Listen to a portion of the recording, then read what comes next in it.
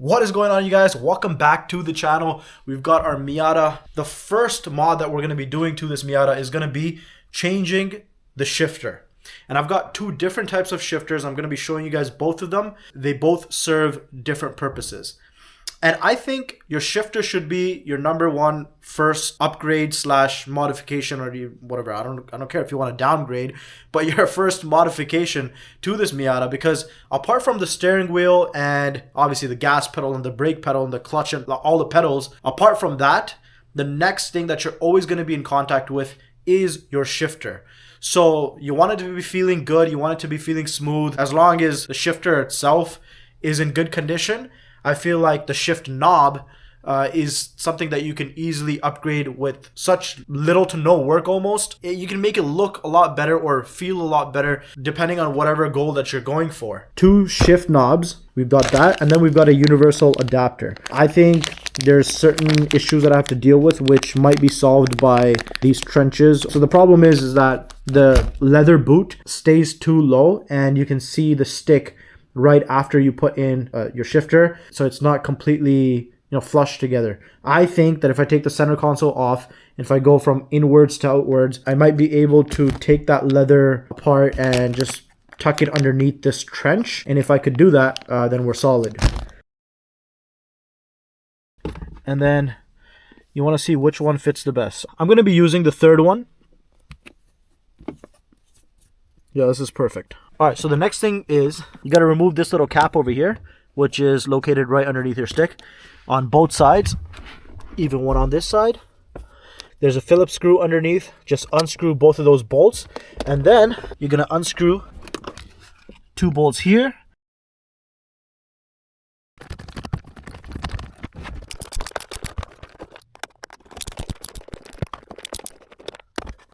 Okay, I don't know why I didn't think about this earlier, but taking the top down just makes everything much easier lighting wise.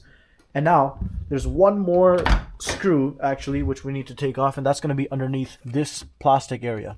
The only issue with this is that it's seized, okay? I mean, I think it would be seized based on the forums that I've seen. There's a lot of people that are having trouble trying to pry this thing out. As you can see over here, I've actually caused a few damages because I do have hard prying tools. However, I just can't seem to get this thing off, and I'm sure a lot of people are dealing with the same issue. So there's another technique which I found out from another YouTuber, and I'm gonna credit him down in the description. So guys, show him some love.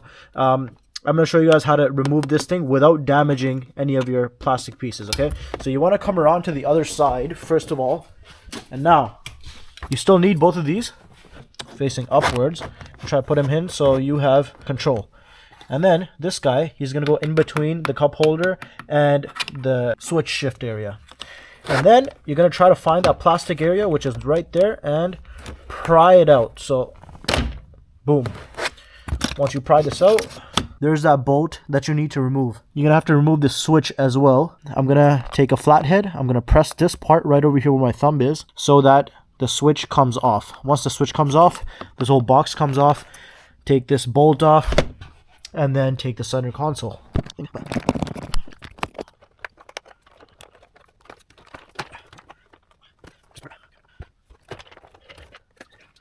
Alright guys, as you can see, I've almost gotten this entire center console off.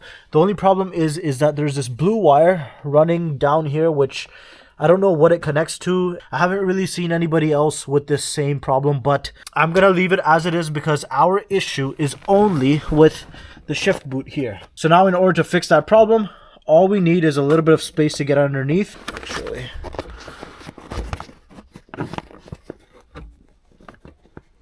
alright, so that was kind of useless and kind of not. Well, at least because you still got to learn how to take this thing off. However, the shift boot will not go past this chimney area. I tried it with the black one as well, and then I tried the silver one thinking that this one might work. It won't go past this thing. I needed to go down into the trench so that the shift boot is not too high.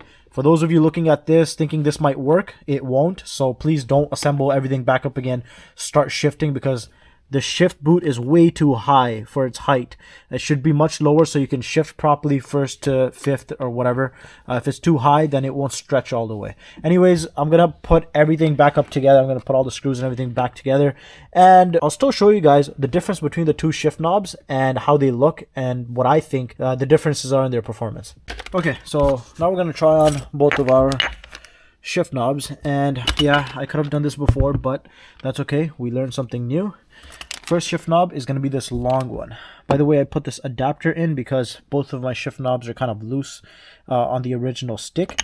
So instead, I put that adapter in so that it fits all together. And if you're wondering what adapter that is, just be sure to get a bundle that comes with these adapters, because usually the bundles will have a couple and you can try all of them out to see which one fits best. So this is, you know, as tight as it could be. Now, obviously you can't see the issue from the top, but to me, what bothers me, and this is the reason why I wanted to use the adapters, because of this right over here. It looks a little untidy. It's not that bad, but just not as clean as I wanted it to be. I want it to be like fully flush, or an adapter in the middle, which is silver or black or whatever, just kind of gives it a nice clean look. Anyways, the reason why I chose this as one of my shift knobs is because when I press the clutch in, like, it feels smooth as hell. I don't know what it is. I think maybe all the vibrations just trickle up and then dissipate or something, but super smooth. I think this is fantastic when you want to be on a track or just on the back roads or whatever. You cannot feel the gears, you know, glitching, or you can't feel them tight or anything like that. All right, so the next one is just this round wooden ball looking thing. And this one is also not that bad. I mean, like, go all the way, and then you can barely see the gap in between, but you can still see it. So I don't like that. Press the clutch in. Honestly, this one feels great as well. However, my first pick would not be this. It'd be the other one if we're talking about how it feels. But it'd probably be this one if we're talking about how it looks. I like how it looks, but, you know, it's a little bit of a gap. Not a big deal.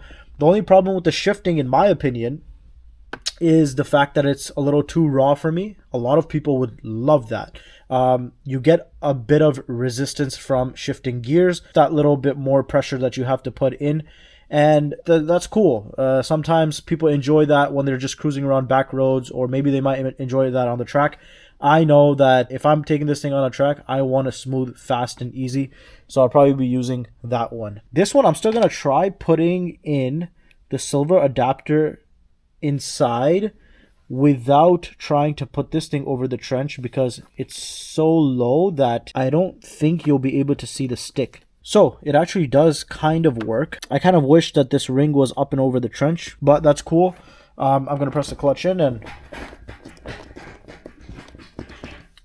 I don't know what it is. I think it's the magic of the shift knob being a little bit higher is what makes it smoother, because this is much smoother than when the knob was all the way down here. I don't know the science behind that, but it does feel and look pretty good. So yeah, that's it. These are the two shift knobs that I'm going to be personally using. As far as I know, I like the look of both of them and the feel, so I'm going to be using these. If you guys liked this video or gained any value from it, please hit that subscribe button, click that like button, and comment down in the comment section below. I'll see you guys on my second mod for this Miata. Peace out.